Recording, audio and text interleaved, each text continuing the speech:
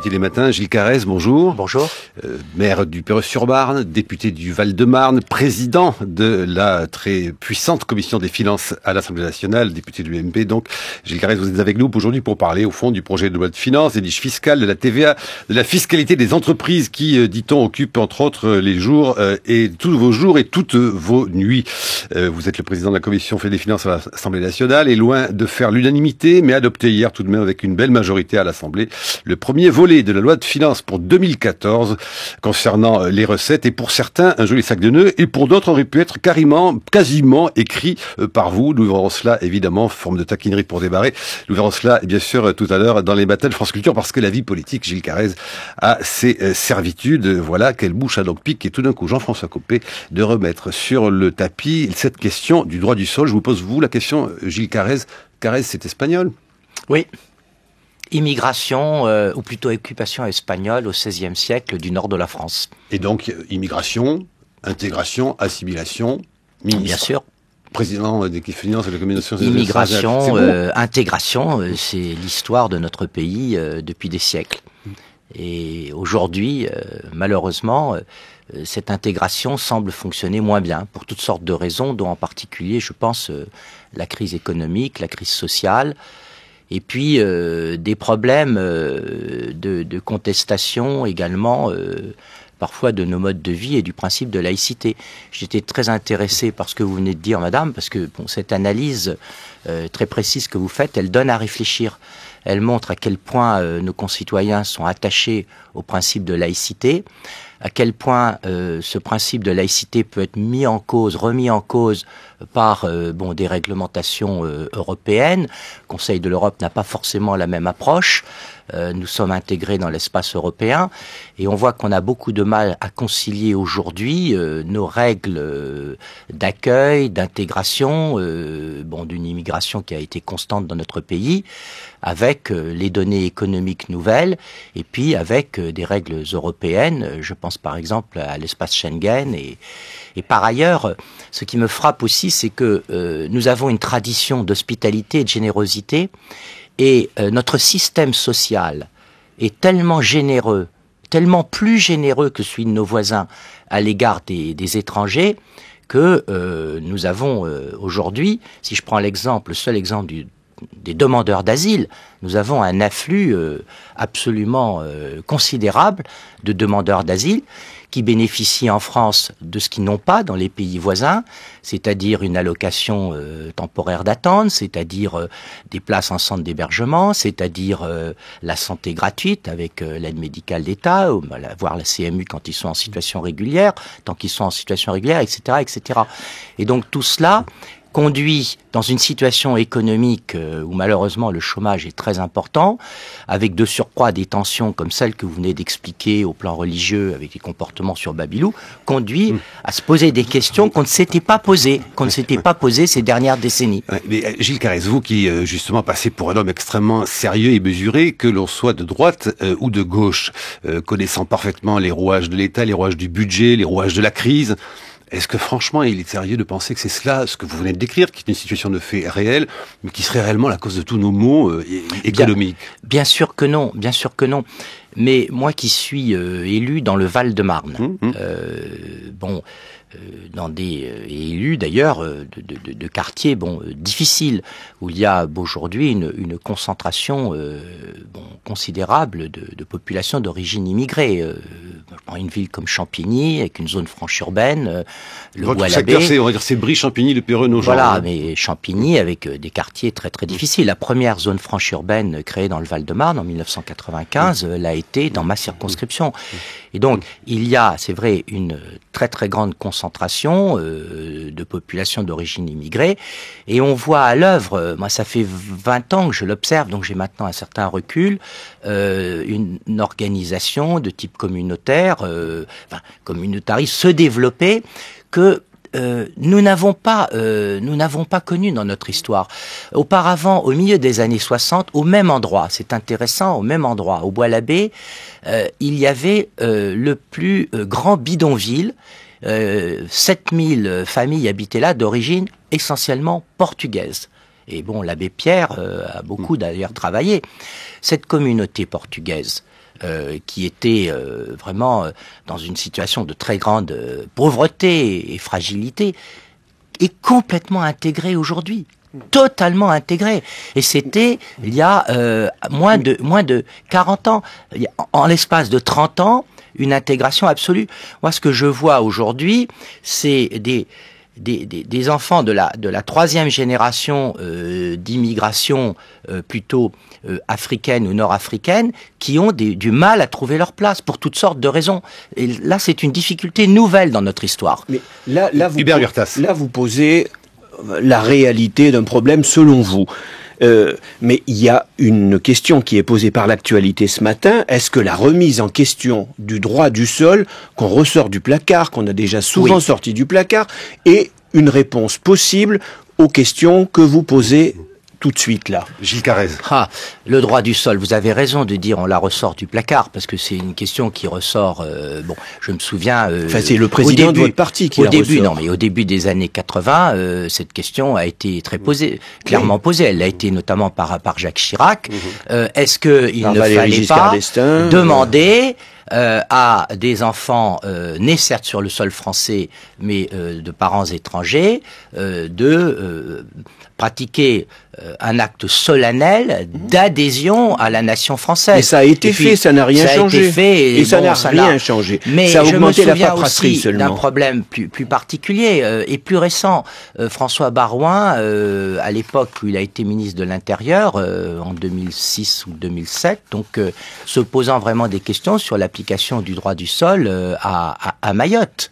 À Mayotte, parce qu'on a départementalisé Mayotte.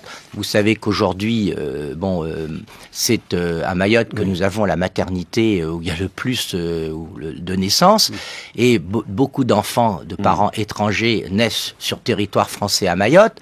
Mais qu'est-ce qu'on fait après pour intégrer ces familles? Mais vous pensez que c'est judicieux ou pas de l'ouvrir cette question, puisqu'elle est ouverte?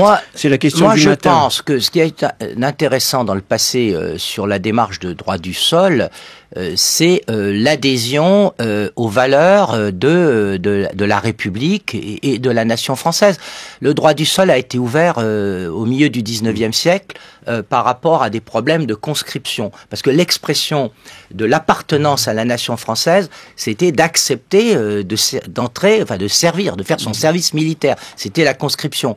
Donc c'est né de cette préoccupation. Bon, aujourd'hui, ça prend un tout autre contexte qui est celui vraiment de l'adhésion aux valeurs de la République. Il n'y a pas un contexte Front National et d'essayer de faire plaisir au Front National du tout, hein, ça. Vous savez, dans les années 80, quand ce débat nous a agités, d'ailleurs, on a même mis en place, si ma mémoire est bonne, des procédures, c'était au début des années 90, des procédures qui ont été ensuite annulées de confirmation, d'adhésion aux valeurs du pays, que ça a été annulé sous Lionel Jospin. 98. Donc, ce débat, il vient, il repart. Je vous sens pas très emballé quand même. Hein. Oui, ce qui me gêne, moi, c'est ce débat général. Nous, les responsables politiques, nous en sommes fautifs, mais vous, les journalistes aussi, qui consiste à ramener tous les sujets au Front National. Or, ce sujet du droit du sol, c'est un sujet qui s'est posé depuis plus d'un siècle dans notre pays et qui a traversé toutes sortes de courants de pensée, mais là, il se pose à 6 mois des municipales et on le ressort du placard. Et donc, le poser exclusivement par rapport au Front National, moi, me gêne. Et moi, je fais très attention, s'agissant de la relation avec le Front National, de ne pas en parler et de défendre d'abord mes convictions et mes valeurs. Parce que je ne me sens jamais, y compris dans l'exercice de mes fonctions sur le terrain de maire ou de député, dans une circonscription, c'est vrai, qui est pas facile, où il y a des zones de grande pauvreté, où il y a des problèmes de sécurité, où il y a des problèmes d'immigration, je ne me positionne jamais par rapport aux idées de tel ou tel parti. Mais le ressortir maintenant, alors que cette question est ancienne, elle a été redébattue, c'est un serpent de mer. C'est un serpent de mer. Ce n'est pas avoir une préoccupation, la préoccupation dont vous n'avez pas envie de parler et remettre le feu sur cette préoccupation-là. Il y a un sujet sur lequel je voudrais vraiment qu'on s'interroge, qu'on le mette à plat, c'est le sujet de la générosité sociale extrême de notre pays, excessive. On le voit avec la famille d'Ibrani. On se rend compte que vraiment la France a des dispositifs d'accueil, d'aide sociale qui sont tellement supérieurs à ceux de nos voisins que, comme le disait si bien en son temps, vous voyez le problème traverse sans arrêt Michel Rocard, on accueille une grande partie de la misère de l'Europe. Vous l'avez bien précisé tout à l'heure, vous êtes sûr que vous nationalisez pas outrageusement cette question? Lampedusa, c'est pas en France, et vous savez très bien que tous les gens qui viennent et qui quelquefois en meurent, viennent en Europe d'abord. Et là, vous avez l'air de dire qu'on est dans un problème exclusivement franco-français parce que nous aurions des conditions tellement spéciales que ça viendrait que chez nous. C'est ça ce que vous dites. Mais bien sûr que je le dis. Bien sûr que je le dis. Quand on se compare à l'Allemagne, vous savez bien qu'on est dans une question européenne. Quand on se compare à l'Allemagne, quand on se compare à l'Espagne, quand on se compare d'ailleurs aux pays nordiques qui sont en train de revenir, parce qu'eux aussi avaient des dispositifs très généreux. Mais regardez ce qui se passe au Danemark, en Suède, en Norvège. Bon, tous ces pays qui ont connu une immigration importante sont en train de resserrer leurs dispositifs sociaux. Et donc, moi, je pense que si nous ne bougeons pas alors que nos voisins bougent, nous allons nous exposer à d'énormes difficultés. Quant à Lampedusa, moi, j'ai un seul sentiment, c'est quand même une certaine vraiment admiration pour les habitants de cette île et puis tous ces Italiens qui accueillent, qui font tout sur une base strictement humanitaire pour aider ces pauvres gens. La question est de savoir comment éviter ces flux migratoires, comment arriver à injecter des aides, un soutien international dans ces pays qui sont déchirés par des guerres civiles, par des guerres tribales, par des affrontements religieux et qui font fuir leur population civile. C'est ça le fond du problème. Mais est-ce que tout de même, vous n'êtes pas, justement, je rappelais encore une fois le sérieux dont vous crédite à la fois, au fond, et l'opposition et la majorité, quelle qu'elle soit au moment où elle était, où il y a l'opposition et la majorité. Est-ce que vous ne pensez pas quand même, et les médias sans doute y en leur part, nous compris, qu'au fond on agite séquence après séquence qui s'enchaînent aussi vite que dans un dessin animé de Tex Avery, des problèmes dont on dit qu'ils sont nationaux, qu'ils sont la cause de tous nos maux, et qui ne le sont quand même peut-être pas, que l'on parle, y compris de sujets très graves, évidemment Lampedusa mais qui est instrumentalisé, puis tout d'un coup la petite Leonarda qui est à nouveau instrumentalisée, alors qu'au fond quand même vous parlez du terrain. Est-ce que vous, dans votre mairie, dans votre circonscription, quand les gens vous parlent, ils vous demandent quoi? Ils vous demandent du boulot d'abord, non? Ils sont pas vraiment très préoccupés par savoir si le droit du sol est la cause de tous nos maux. Le droit du sol, non. L'immigration, oui. Je suis obligé aujourd'hui de reconnaître que l'immigration est un problème. Et alors, l'immigration se conjugue à... Mais est-ce qu'il est... Alors, attendez, pardonnez-moi justement. Est-ce que les questions que l'on vous pose sont liées, dans ces cas-là, nécessairement à quelque chose qui ressemblerait à ce que l'on voudrait d'un durcissement d'une politique, ou simplement davantage de réponses? Il y a une exaspération, il faut être lucide, il y a une exaspération sur les camps de Rome. Nous avons des camps, parce qu'on est à l'articulation de 3 départements, la Seine-Saint-Denis, le Val-de-Marne, la Seine-et-Marne, et donc, ces camps bougent d'un département à l'autre, ils sont à proximité, et la population en parle, elle en parle constamment, on est obligé de le reconnaître. Si on ne le reconnaît pas, si on tait le problème, on ne fait pas son travail d'élu. Dans ces cas-là, vous êtes quand même plutôt sur une ligne d'accord et sur la ligne Valls, Manuel Valls? Je suis clairement sur la ligne dite Valls, qui est la ligne d'ailleurs de beaucoup de municipalités. J'avais lu une interview extrêmement intéressante d'un directeur de la ville de Nantes, où on a fait beaucoup d'efforts d'intégration et qui reconnaissait, après 10 ans d'efforts d'intégration sur ce type de population exclusivement, que les résultats étaient très partiels. Parce que dès lors que vous n'avez pas de volonté d'intégration, on le voit bien, c'est que cette famille, l'exemple d'Ibrani donne à réfléchir, on le voit bien, si vous n'avez pas de volonté d'intégration, eh bien la République est complètement démunie, elle est vulnérable. Hubert Huertas. Il y a un climat politique en France en ce moment, on parle d'hystérisation. Sur cette antenne, on a consacré des matinales à essayer de voir quelle était la responsabilité du pouvoir. Est-ce qu'il n'y a pas, du côté de l'opposition, aussi une responsabilité? Est-ce que vous ne faites pas monter les feux de façon extrême sur l'ensemble des sujets qui se présentent? Et notamment, on va parler dans la deuxième partie sur les sujets économiques. Gilles Carrez. Non, je ne le pense pas. Par contre, vous êtes vraiment très très mesuré. Non, je ne le pense pas. Par contre, ce que je regrette profondément, c'est cette malédiction des alternances dans notre pays. Parce que, alors qu'on a besoin d'une certaine continuité dans l'action publique, dès lors qu'il y a alternance, est jeté par-dessus bord tout ce qu'avaient fait les prédécesseurs. Et quand je lis dans les Échos de ce matin, à la une, que finalement, peut-être, le gouvernement va abandonner ou substituer au CICE, au Crédit d'impôt compétitivité, une baisse directe de charges, quel dommage, parce que cette baisse directe de charges sur les entreprises, elle avait été décidée, certes beaucoup trop tard, mais elle avait été décidée, votée en février 2012, pour être complètement annulée en juillet 2012 après les élections, pour ensuite donner à M. Gallois une mission qui a montré qu'il y a un problème de compétitivité d'entreprise, pour ensuite imaginer un système qui, par définition, devait être différent de celui du prédécesseur et revenir enfin, après des évaluations qu'on est en train d'avoir, au système du prédécesseur. Et je pourrais vous citer un tas d'exemples. Il n'y a qu'en France où chaque alternance se marque par une véritable rupture. Regardez les heures supplémentaires.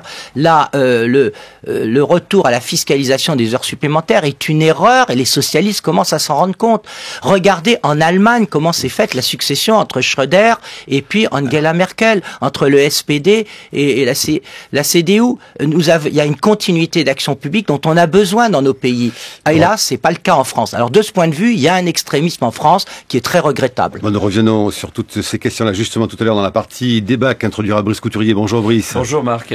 Oui, la question que j'aimerais vous poser, monsieur le député et président de la commission, c'est impôts, taxes, prélèvements. Le gouvernement ne cesse de les augmenter et paradoxalement, l'argent ne rentre pas de manière proportionnelle dans les caisses de l'État.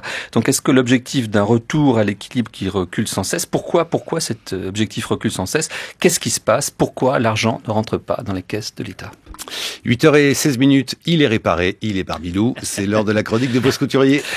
Tout le monde s'est demandé quelle mouche avait piqué Nicolas Sarkozy lorsque, élu président de la République en 2007, il eut l'idée de confier la présidence de la commission des finances de l'Assemblée à un député socialiste. Ouverture pour les uns, excès de confiance en soi pour les autres, mais il s'est ainsi créé une coutume dont l'actuelle opposition bénéficie à son tour, puisque c'est un élu UMP, vous-même Gilles Carrez, de contrôler aujourd'hui, au nom du suffrage universel, l'usage que fait l'exécutif de nos deniers. Or, nous avons grand besoin dans ce domaine de vos lumières critiques, car la situation de notre pays est inquiétante, et voilà pourquoi. Primo, parce que le déficit a l'air d'avoir cessé d'être maîtrisable. La Commission européenne nous a accordé 2 années supplémentaires pour le ramener sous la barre des 3% du PIB, qui était, n'oublions pas, l'objectif proclamé de François Hollande pour cette année dans sa campagne électorale.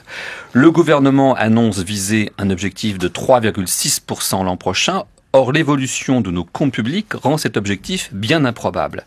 Notre État, nos collectivités locales, notre système de protection sociale ont dépensé 8% de PIB de plus cette année qu'ils n'ont encaissé, en 2012, et ce déficit atteindra encore 4,1% du PIB cette année, on est donc très loin du 3%. Or, ces dérapages ont lieu malgré une hausse spectaculaire de tous les prélèvements, près de 30 milliards d'euros supplémentaires depuis que la gauche est arrivée au pouvoir. Et c'est là la deuxième cause d'inquiétude. Les impôts ne rentrent pas à la mesure de ce que les augmentations de taux et la croissance de la production étaient censées produire. Il s'en faut même de beaucoup. Vous nous expliquerez peut-être pourquoi, c'est assez technique, mais le résultat, c'est qu'il faut plusieurs euros de hausse des prélèvements pour faire rentrer un seul petit euro supplémentaire dans les caisses de l'État. Inquiétant aussi, le succès du lobbying des entreprises auprès de Bercy, car ce sont les ménages qui vont dorénavant faire les frais des augmentations d'impôts. Le crédit d'impôt compétitivité emploi va permettre de restituer 10 milliards d'euros aux entreprises sur les hausses qui les avaient touchées ces 2 dernières années. Une usine à gaz, mais ce qui en sort de concret en tout cas, c'est une hausse d'une 12aine de milliards des prélèvements sur les contribuables l'an prochain. La pause fiscale, ou plutôt la pause dans la hausse permanente des taxes et des impôts est reportée donc d'une nouvelle année. Très inquiétante encore, la créativité fiscale débridée de notre gouvernement, la manipulation constante des règles fiscales qui vient d'atteindre un sommet avec la toute récente invention de prélèvements rétroactifs sur les gains de l'assurance vie et du plan épargne action obtenus depuis 1997. Enfin, il faut compter avec les équilibres internes au sein de la majorité, susceptibles de produire de nouveaux prélèvements, chaque famille voulant la sienne, comme on le voit avec l'écotaxe, qui est en train de mettre les transporteurs du pays en colère. Les prélèvements obligatoires dans notre pays vont dépasser 46% de la richesse produite. C'est un cas presque unique en Europe et il paraît difficile d'aller au-delà. Durant sa campagne électorale, François Hollande avait tenté de nous persuader que seuls les riches paieraient pour notre redressement. Nous voyons aujourd'hui qu'il n'en est rien et que les classes moyennes sont ponctionnées sans que pour autant les choses ne s'arrangent. Bref, il semble que malgré la bonne volonté proclamée, il soit devenu impossible de faire maigrir notre État obèse. Vous me direz, ce gouvernement refuse de tailler dans les dépenses car il cherche à cajoler ses clientèles électorales, mais vous admettrez, Monsieur Carrez, que votre parti n'a pas agi beaucoup plus courageusement lorsqu'il était aux affaires. Je vous rappelle que le déficit était de 7,1% du PIB en 2010, de 5,3% encore en 2011, et des études ont démontré que les réformes du président Sarkozy ont raté. Dans l'ensemble, elles ont davantage coûté au budget de l'État qu'elles ne lui auront permis d'économiser. La désespérance des Français face à la dégradation de la situation de leur pays nourrit les extrêmes.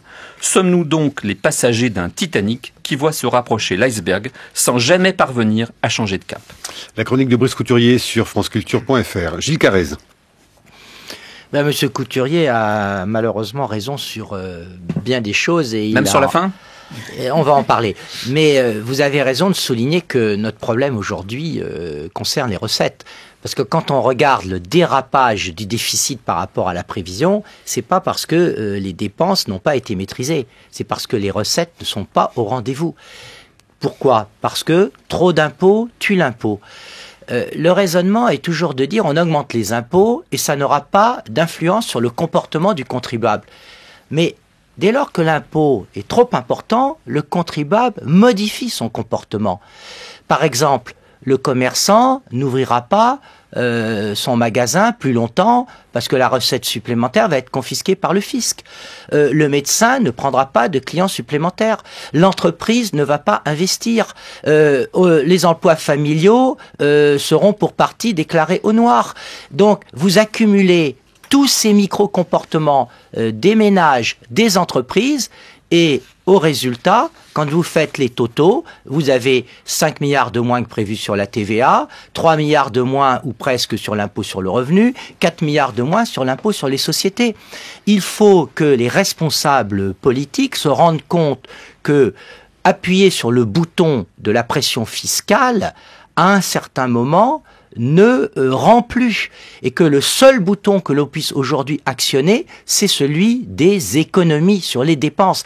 Alors c'est vrai, nous avons notre part de responsabilité et ce n'est qu'à la fin de la dernière législature, à partir de 2010, quand vraiment on s'est rendu compte avec la crise très violente qu'on a subie qu'il fallait absolument traiter les déficits, qu'on a commencé à prendre des mesures courageuses de limitation des dépenses. Il y a eu cette réforme des retraites de 2010, quand même, passer l'âge légal de 60 à 62 ans, c'était extrêmement compliqué. D'ailleurs, il y a des millions de personnes qui sont descendues dans la rue.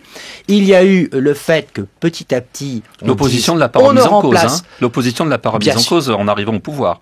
Donc voilà. La nouvelle majorité, n'a pas remis en cause Mais c'est tout le contraire. C'est dramatique au contraire. Dès le mois de juin 2012 est sorti un décret pour permettre à certains de partir dès 60 ans, les carrières longues. Mais vous avez les chiffres en tête ? Alors qu'on avait 50 000 départs anticipés les années précédentes, on est monté à 100 000 et cette année on va être à 130 000 uniquement à cause de ce décret de juin 2012. Le nombre d'années de cotisation reste très élevé par rapport à nos voisins allemands par exemple. Le non-remplacement d'un départ en retraite, le non-remplacement d'un départ en retraite sur 2 a été annulé. Donc le nombre de fonctionnaires reste constant.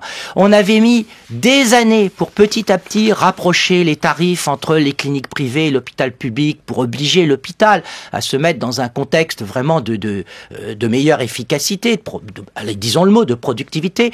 Ça a été annulé.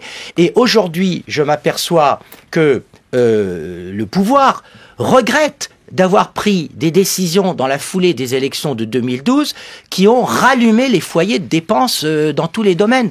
Aujourd'hui, il se rend compte, mais 1 an et demi après, qu'il faut faire des économies. Il fallait pas embaucher dans la fonction, dans l'éducation nationale les 60 000 Mais dans l'éducation nationale, il fallait peut-être embaucher dans le primaire, mais dans le secondaire, et en particulier dans les lycées, on pouvait, avec une meilleure organisation, éviter de créer des postes supplémentaires. Tout le monde le sait, mais il fallait du courage politique, et il n'y a pas eu de courage. Et vous l'avez dit dans votre exposé, il y a eu vraiment une préoccupation, ça n'a pas été exprimé comme ça, mais d'un certain clientélisme par rapport à ce que la majorité pensait être son électorat. Puisque nous parlons de courage politique, est-ce que il ne faut pas faire une traduction immédiate d'une phrase, d'une expression qui revient tout le temps, comme un mot magique? Il faut faire une économie sur les dépenses. Tout le monde est d'accord. Est-ce que vous pouvez dire ce matin aux Français qui nous écoutent, il faut que nous baissions les prestations de l'État? Parce que c'est ça, faire des économies sur les dépenses. Ça veut dire faire une économie sur les dépenses de ce que recevront les Français. Ça, c'est plus difficile à dire. Est-ce que vous le dites et est-ce que vous le direz? Non seulement je le dis, mais je le dis depuis plusieurs années. Quelles sont les dépenses qui dérapent et qui font que la France, cette année, va avoir le record du monde de part de la dépense publique dans la richesse créée? Ce sont l'ensemble des couches d'intervention sociale successives. Elles se sont additionnées les unes aux autres. L'allocation personnalisée d'autonomie pour les personnes âgées dépendantes, le RSA, les prestations de compensation du handicap. Je prends des sujets volontairement très difficiles. Oui. Les allocations logement, la CMU, c'est l'aide médicale d'État. Quand on se compare aux pays socialement les plus généreux que sont les pays scandinaves, nous les avons aujourd'hui de loin dépassés. Le problème, c'est que ce modèle social hyper généreux, où l'assistance est constamment valorisée alors que le travail est pénalisé, et on vient de le voir avec la refiscalisation là, vous repartez sur l'affirmation de principe. Non, est-ce que vous dites aux personnes qui nous écoutent et qui touchent 1 300 €, 1 200 € qu'on va leur baisser leur allocation logement, ou bien qu'on va baisser l'aide pour les personnes âgées, que par conséquent, les ménages qui s'occupent de leurs parents devront mettre... Il ne s'agit pas de baisser, il s'agit de stabiliser. Je pense que nous avons besoin, pendant 2, peut-être 3 ans, de geler à leur niveau actuel un certain nombre d'allocations, de prestations. Il ne s'agit pas de les baisser, il s'agit de les geler. Parce que va-t-il se passer si on continue, comme aujourd'hui? À un moment, alors que nous sommes le premier emprunteur au monde, eh bien, on ne trouvera plus personne pour nous prêter dans de bonnes conditions. Et qu'est-ce qu'on fera? L'État étant dans une sorte de quasi faillite ou défaut, pour parler comme les financiers, eh bien, on prendra des mesures d'une brutalité inouïe à l'aveugle. Alors qu'aujourd'hui, je prends l'exemple des allocations logement. On a essayé de le faire, on l'a fait partiellement il y a 2 ans.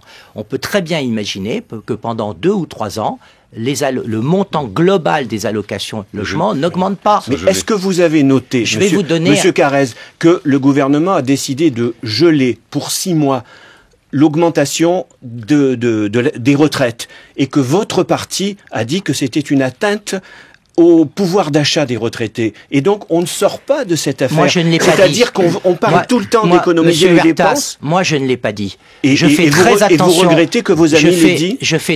Il faut aujourd'hui que nous soyons lucides. Vous regrettez que vos amis l'aient dit? Nous sommes au pied du mur. Et si ce gouvernement fait des économies courageuses, il faut le soutenir. Tellement c'est difficile dans notre pays. Nous sommes un pays qui est complètement intoxiqué à la dépense publique. Chaque fois qu'on crée la moindre allocation, le moindre guichet, on a des milliers, des dizaines de milliers de personnes qui s'y précipitent. Et à partir de là, on a une sorte de gonflement, mais permanent, de toute cette dépense sociale qui n'existe qu'en France et qu'on ne peut plus financer aujourd'hui. Parce que rendez-vous compte, Monsieur Huertas, qui finance cela? Comment finance-t-on cela? Par de l'emprunt, par de la dette. Et ce sont donc nos enfants, nos petits-enfants qui vont avoir cette facture sociale à payer. Cela dit, il y a quand même de bonnes nouvelles. Je dis, Carrez, regardez, le budget de la recherche et de l'enseignement supérieur augmente. C'est chaque fois quelque chose qui, au fond, réclamé par tous les présidents de la République, qu'ils soient de droite ou de gauche. Il passe de 25 à 31. Et regardez, en revanche, alors ça va faire grincer, la culture, lui, baisse. Le budget de la culture baisse. Mais je n'ai jamais dit qu'un bon budget, c'était un budget qui augmente. J'aurais même tendance à penser aujourd'hui qu'un bon budget, c'est un budget qui diminue et dans lequel, avec moins, on fait davantage. Alors vous dites bravo pour l'augmentation sur la recherche, et que dites-vous de la baisse du budget de la culture? Eh bien, sur la culture, 46% de diminution. Je vais prochainement présider justement la commission, on auditionnera le ministre pour présenter son budget. Eh bien, moi je serai aux côtés du ministre pour justifier la diminution des crédits. Je ne trouve pas normal, par exemple, que on ramène au taux réduit la TVA sur les places de cinéma, alors qu'on va augmenter le taux sur les transports publics. Je ne trouve pas normal. Je m'y suis opposé la semaine dernière dans la discussion. On a passé le crédit d'impôt pour les tournages internationaux de films de 10 millions à 20 millions d'euros, ce qui sont des sommes absolument colossales. Donc, je pense qu'il faut faire des efforts dans tous les domaines, y compris dans la culture. Eh ben c'est ce qui fait, hein. En tout cas, Caroline Eliachev. Oui, moi j'avais l'impression, peut-être naïvement, que la diminution des dépenses concernait toutes ces structures intermédiaires que sont les ministères, la région, les mairies, enfin toutes ces structures diverses. Bien sûr. On n'entend jamais parler d'une diminution dans ces secteurs-là. On fait de gros efforts sont faits actuellement dans ces domaines, mais ce sont des dépenses de fonctionnement, donc ça représente quelques dizaines de milliards d'euros, il faut faire des économies dessus, mais ça n'est que quelques dizaines de milliards d'euros par rapport aux centaines de milliards qui progressent de 3 ou 4% par an d'intervention sociale que j'évoquais tout à l'heure. Donc les gros enjeux, ils sont plutôt dans la sphère sociale. Alors, on se paye souvent de mots sur les dépenses de fonctionnement, mais pour dire vous aurez beau faire des économies, avoir moins de gommes de taille crayon, ça reste que des gommes et de taille crayon, ce sont des petites économies. En revanche, là où vous avez raison, il y a des efforts, des réformes de structure qu'on n'a pas faites. Nous avions engagé la fusion des départements et des régions en créant le conseiller territorial. À peine arrivée au pouvoir, la nouvelle majorité a supprimé cette réforme. Pire encore, elle a redonné la clause générale de compétence aux départements et aux régions, de telle sorte que tout ce petit monde qui s'empile les uns sur les autres peut s'occuper de n'importe quoi, peut donner des subventions à n'importe qui pour alimenter le clientélisme. Et ça, les frais généraux de la nation sont très coûteux. Et là, je plaide très clairement, il faut qu'on simplifie, mais qu'on simplifie à la hache, avec du courage politique, et probablement qu'on supprime un échelon. Vous avez raison de ce point de vue. Brice Couturier. Alors, c'est vrai qu'il y a les dépenses de fonctionnement et les dépenses d'investissement. Un des grands problèmes de notre État, c'est que non seulement il dépense beaucoup plus que ses voisins, je rappelle simplement un chiffre, en 1980, la France et l'Allemagne avaient un niveau de dépenses publiques exactement équivalent, autour de 46% du PIB. Aujourd'hui, nous sommes passés, à 56,9% du PIB. Ça a monté de 10 points. Les Allemands ont baissé à 45%. La question d'ailleurs, c'est est-ce que les Allemands sont mieux éduqués, moins bien éduqués, moins bien soignés que nous, et c'est pas du tout le cas. Donc on voit bien que cet écart est injustifiable. Mais vous-même, ou Didier Migaud, le premier président de la Cour des comptes, ne cesse de demander à l'État de faire des efforts et de réduire le périmètre de ses interventions, comme ils disent de manière technique. La question, c'est que plus les dépenses de fonctionnement, le coût des dépenses de fonctionnement n'a cessé d'augmenter dans notre pays, plus le niveau des investissements a baissé. Et nous voyons bien aujourd'hui que la France, qui était un des pays d'Europe les mieux, avec des infrastructures les plus solides de toute l'Europe, aujourd'hui, c'est plus du tout le cas. On voit bien que les trains ne marchent plus, qu'ils sont en retard, que les rails, etc. Enfin, nos infrastructures ne sont plus à la hauteur de ce qu'elles étaient. Nos infrastructures ne sont plus à hauteur de ce qu'elles étaient il y a 30 ans. C'est le jeu de rôle totalement inversé. Alors, la nuance. Oui, allez-y. Alors, Gilles Carrez. Notre pays a pour le moment à peu près préservé par rapport aux autres sa capacité d'investissement public. Mais vous avez raison sur un point. Avec 57% de dépenses publiques, est-ce que nos services publics, notre système social fonctionne mieux? Est-ce qu'on vit mieux en France qu'en Allemagne ou dans les pays scandinaves qui eux aussi sont redescendus? Eh ben moi je dis non. Est-ce que je pose la question de l'autre manière? De très nombreux observateurs sont inquiets pour l'Allemagne avec la précarisation des emplois. C'est un salaire à 1 euro de l'heure. Oui, mais justement, d'accord. D'accord. Est-ce que vous trouvez normal que l'on touche près de 450 € de RSA sans contrepartie vis-à-vis de la collectivité? C'est ça le vrai problème. Moi, bon, d'accord, il y a des petits salaires en Allemagne, d'accord, mais je pense, comme si c'était fallait passer, mais c'est insupportable. Oui, non, mais c'est pas d'accord. Eh bien, des salaires à 1 €, c'est insupportable. D'accord. Bon. Vous pouvez dire que c'est insupportable, mais au moins, ces salaires sont en contrepartie d'un travail. Alors que chez nous, vous avez des revenus de ce type sans aucune contrepartie. Avec ce système. Mais monsieur Huertas, on est arrivé à un travail à 1 €. D'accord, mais une société dans laquelle vous privilégiez l'assistance, elle ne peut pas fonctionner durablement. Il faut être réaliste, elle ne peut pas fonctionner. Et aujourd'hui, nous avons en France un système qui encourage davantage l'assistance que le travail. C'est ça notre problème. Est-ce qu'une société qui paie 1 € de l'heure encourage le travail ou le détruit la valeur travail? Enfin. L'Allemagne est passée d'un système d'assistance à un système de mise au travail. Vous avez raison, monsieur Huertas, en disant qu'aujourd'hui, ces mini-jobs, comme ils disent en Allemagne, c'est vraiment une difficulté, mais vous avez tort, parce que c'est une impossibilité. Parce que ceci est en train d'être corrigé. Dans le cadre de ces nouvelles élections en Allemagne, va être mis au point un SMIC, ce qui n'était pas le cas jusqu'à présent en Allemagne. Et l'Allemagne, grâce aux efforts qu'elle a fait ces 10 dernières années, grâce notamment aux mini-jobs, grâce au retour de la compétitivité, est en mesure de construire un modèle social, alors que le nôtre est en train de s'effondrer. Parce que le nôtre est financé à crédit par l'emprunt, ça n'est pas durable, alors qu'en Allemagne, ils ont su constituer avec des efforts des bases solides. Voilà toute la différence. C'est pas grâce aux mini-jobs, c'est grâce au sacrifice d'une génération entière qui a eu ces mini-jobs. Enfin, c'est le sacrifice de personnes de génération entière. Parlons-en de génération. Oui, la génération qui a eu 20 ans au sortir de la guerre en France, elle a travaillé, elle s'est retroussé les manches, elle a vraiment créé toutes ces infrastructures, elle a vraiment développé la France. La génération à laquelle j'appartiens d'ailleurs, qui a eu 20 ans à la fin des années 60, au début des années 70, la génération mai 68, qui maintenant passe le relais, est-ce qu'elle peut être fière de les conditions dans lesquelles elle passe le relais à la génération suivante, avec une dette énorme, avec des problèmes de toutes sortes, avec une économie qui n'est plus du tout compétitive, avec des entreprises qui sont les unes après les autres en difficulté? Moi, je pense qu'il faut, au contraire, essayer de convaincre nos concitoyens qu'on va devoir faire des efforts, il faut retrousser les manches, et la valeur suprême qu'il va falloir défendre, c'est plus la valeur d'assistance, c'est la valeur de travail. Et même si on doit travailler, même si on doit travailler avec des petites rémunérations au SMIC, il faut travailler. Et c'est pour ça que refiscaliser les heures supplémentaires pour des travailleurs modestes, c'est une grave erreur, parce qu'on nie la valeur travail. Brice Couturier.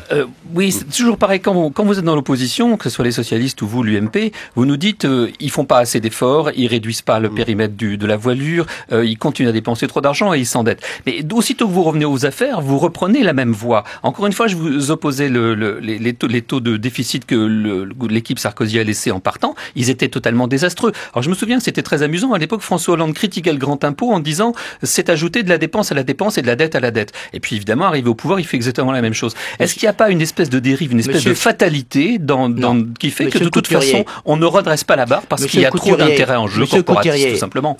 Quand vous parlez du déficit Sarkozy, vous parlez du déficit de 2010. 7,1. Dites-moi, 2009, quel était le déficit en Angleterre ou en Allemagne en pleine crise? En Allemagne, on est monté à 6 points de PIB. En Angleterre, on est monté à 12 points de PIB. On n'a pas le droit de comparer dans les déficits la période de crise mondiale brutale de 2009-2010 où tous les pays ont tangenté, voire dépassé les 10 points de PIB de déficit avec la période d'aujourd'hui. Aujourd'hui, nous sommes en sortie de crise, nous sommes même sortis de la crise dans la plupart des pays et il n'est pas normal que la France soit encore à un déficit de 4,8 et 4,1 cette année. Ça n'est pas normal.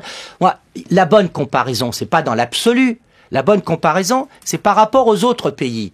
Et aujourd'hui, la France a des déficits anormalement élevés. Mais ce qui n'était pas le cas en 2009-2010. Nos déficits étaient comparables à ceux des voisins parce qu'on était en pleine crise. Ils étaient quand même extravagants. Ouais. Mais Gilles Carrez, est-ce qu'après tout, on pourrait dire que pour une fois, un président de la République que l'on accuse de ne pas avoir d'autorité ni d'existence véritable sur ses ministres, là, pour une fois, est-ce qu'on peut dire que le président de la République actuel tient réellement ses promesses quant à la politique qu'il avait promis de mener? Parce qu'on n'a peut-être pas été assez exact, mais enfin, après tout, il met en place toute une politique sociale qu'il avait annoncée et qu'il met en place, sur le RSA jeune, sur la génération du tiers payant, sur les solutions d'accueil pour la petite enfance, sur les 25% de location de rentrée scolaire. Bon, il le fait. Il l'avait promis, il le fait. Oui. Il le fait à coup d'augmentation d'impôts, l'augmentation de 2% du RSA chaque année dans les 5 ans qui viennent. C'est horizon 2017. Ça se compte en milliards d'euros de plus à la charge des départements, et c'est la raison pour laquelle les droits de mutation, tout ce que vous l'avez payé quand vous vendrez votre appartement, ces droits de mutation vont flamber. Et donc ces augmentations d'impôts sont tellement colossales que, comme on l'a expliqué tout à l'heure, l'impôt tuant l'impôt, la recette n'est pas au rendez-vous et ça débouche sur un ras-le-bol fiscal. Et je crois qu'aujourd'hui, il faut que nous nous mettions tous dans la tête, mais c'est ça le courage politique, que le salut n'est pas dans les augmentations d'impôts, le salut, il est dans l'acceptation de modérer un certain nombre de dépenses. Je ne dis pas diminuer, mais rêvons un peu. Si on se disait, dans les 3 ans qui viennent, on a 1200 milliards de dépenses publiques, 57% du PIB. Ces 1200 milliards de dépenses publiques, la Sécu, l'État, les collectivités, on les garde stables. On n'augmente pas de un seul euro. Croyez-moi, c'est possible. Eh bien, au bout de 2 ou 3 ans de cet effort collectif, nous aurions rééquilibré nos comptes. Sinon, qu'est-ce qui se passera? Ce sera nos créanciers, nos prêteurs, comme on dit, les marchés financiers qui imposeront à la France des mesures, mais d'une violence sociale inouïe. Et c'est ça que je veux éviter pour mon pays. À propos d'impôts, est-ce que vous comprenez la colère des clubs de foot qui estiment ne pas pouvoir payer la taxe pendant 2 ans, la fameuse taxe de 75%. Donc c'est une colère qui vient de clubs qui peuvent payer 15 millions d'euros un joueur et en payant ses impôts, etc. Pensez pas qu'il y a un petit côté un peu indécent là? Gilles Carrez. La colère, je la comprends du point de vue de l'instabilité de la règle fiscale. Vous n'avez pas le droit, même vis-à-vis de gens très riches, de modifier d'un seul coup leur environnement fiscal, parce que eux-mêmes, ils ont un environnement international. Bon, ces clubs, ils recrutent sur un marché international, ils jouent dans des compétitions internationales. On est très heureux quand le PSG ce soir bat Anderlecht. Bon, tout ça est brutalement modifié par une règle fiscale. Donc moi je plaide pour la stabilité de la règle fiscale. 2 ans à partir d'1 million d'euros. Par contre, que l'on annonce... Ça concerne que très peu de gens, alors que l'assurance vie qui va être taxée rétroactivement jusqu'en 1997, ça concerne plusieurs dizaines plus de 10 millions de personnes dans ce pays. Que l'on annonce un durcissement des règles fiscales, mais étalé sur un certain nombre d'années, avec une visibilité, par exemple, sur les 5 ans qui viennent au club de foot, qui pratiquent des salaires indécents, ça je suis d'accord avec vous, M. Huertas, d'accord. Mais vous pouvez pas faire ça du jour au lendemain. Quant à l'affaire de l'assurance vie, et surtout des d'épargne en action, c'est énorme, c'est vraiment détestable parce que vous pratiquez une rétroactivité. Dans l'esprit des détenteurs de ces PEA, il y a un aspect contractuel et appliqué de façon rétroactive les 15,5, moi je trouve ça vraiment... c'est la négation, on peut plus faire confiance dans l'État, plusieurs millions. Et alors ce qui est aberrant, c'est qu'on prend cette mesure qui pénalise dans la loi de financement de la sécurité sociale, et au même moment dans la loi de finances, on va discuter d'un article qui va au contraire encourager les PEA pour les orienter vers les PME. C'est vraiment ce happening fiscal, cette improvisation fiscale permanente qui est insupportable. Et c'est là que le gouvernement aurait vraiment besoin d'un peu de coaching fiscal, parce que même sans parler du fond des mesures, mais la manière dont tout ça s'agence est aberrante.